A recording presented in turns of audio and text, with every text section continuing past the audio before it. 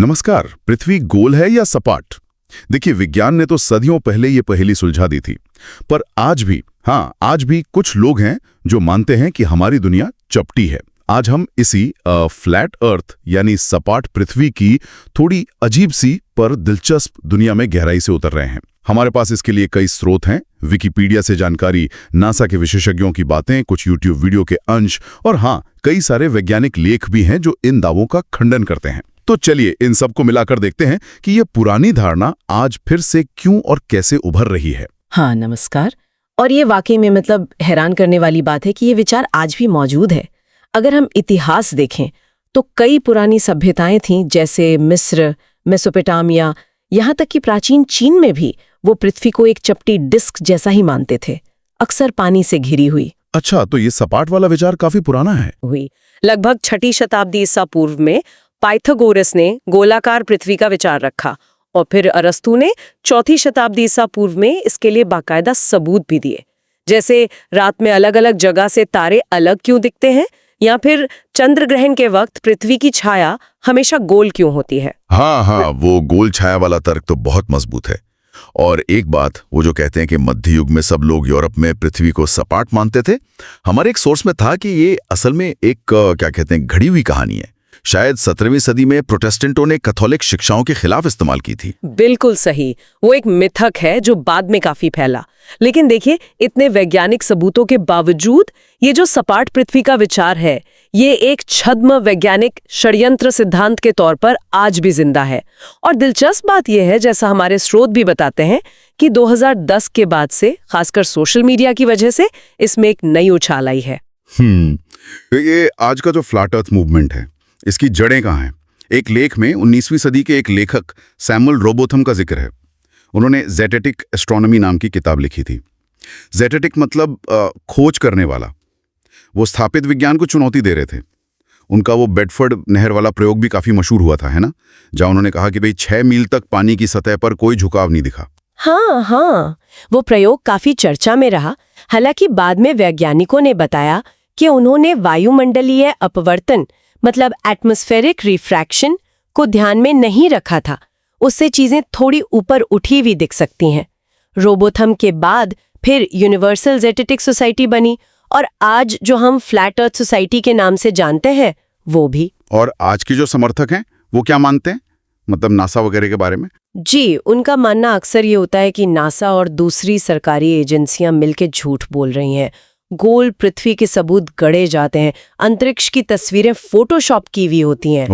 और वो जो एंटार्क्टिका है वो कोई महाद्वीप नहीं, बल्कि दुनिया के किनारे पर जमी हुई बर्फ की बहुत ऊंची दीवार है जिसकी पहरेदारी होती है ताकि कोई उसके पार न जा सके। बाप रे, ये तो मतलब पूरी की पूरी साजिश वाली थियरी है।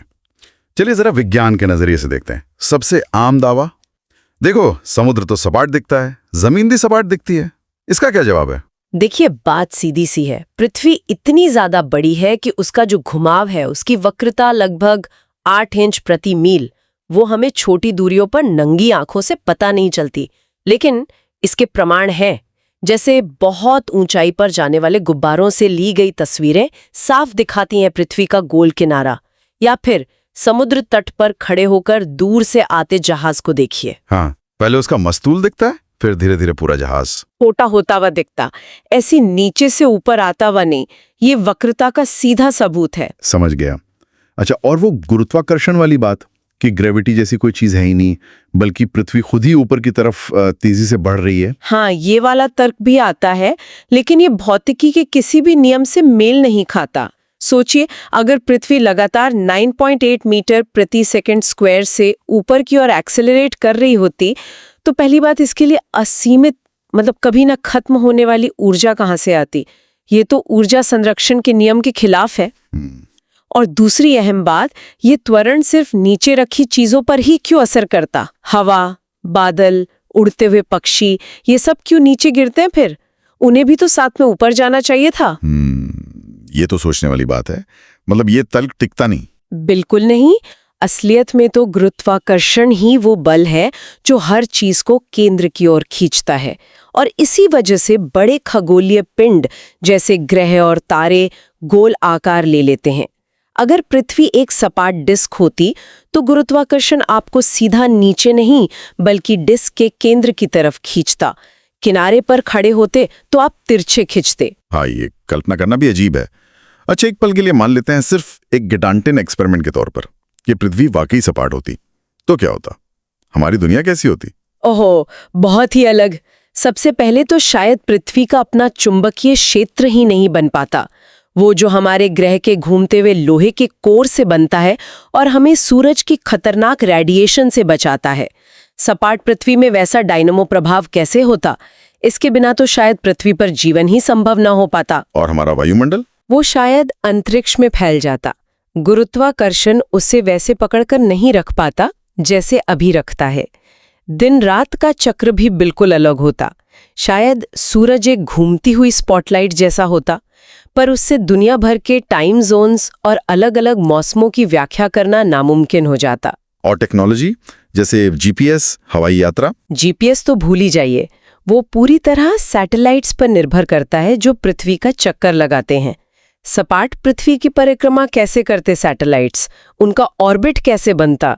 और हवाई जहाज, वो आज जो सबसे छोटे रास्ते यानी ग्रेट सर्कल रूट लेते हैं गोलाकार पृथ्वी पर। हाँ, जैसे दिल्ली से अमेरिका जाते हुए वो आर्कटिक के ऊपर से जाते हैं। बिल्कुल, वो रास्ते सपाट पृथ्वी पर तो सबसे लंबे हो जाते। उड़ानें बहुत अलग और शायद बहुत महंगी होती। और एक और बात, चंद्र ग्रहण।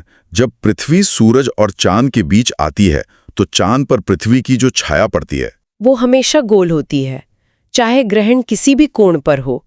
ये तभी संभव है जब छाया डालने वाली चीज खुद गोल हो। एक सपाट डिस्क अलग अलग कोणों से अलग अलग आकार की छाया डालेगी, कभी एक पतली रेखा जैसी भी। तो मतलब हमने जो भी स्रोत देखें, चाहे वो ऐतिहासिक हों, आधुनिक दावे हों या वैज्ञानिक विश्लेषण, सब एक ही तरफ इशारा कर रहे हैं। हाँ बिल्कुल, खगोल विज्ञान, भौतिकी, जियोडेसी, रोजमर्रा के अवलोकन, टेक्नोलॉजी, हजारों सालों के सबूत चीख चीख कर कह रहे हैं कि पृथ्वी गोल है।